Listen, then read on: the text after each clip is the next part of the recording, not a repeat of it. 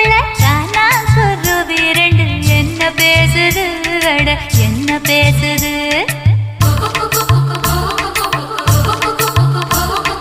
முள்ளு வெட்ட வந்த முத்தமாளுக்கும் விறகு வெட்ட வந்த வேளார் மயனுக்கும்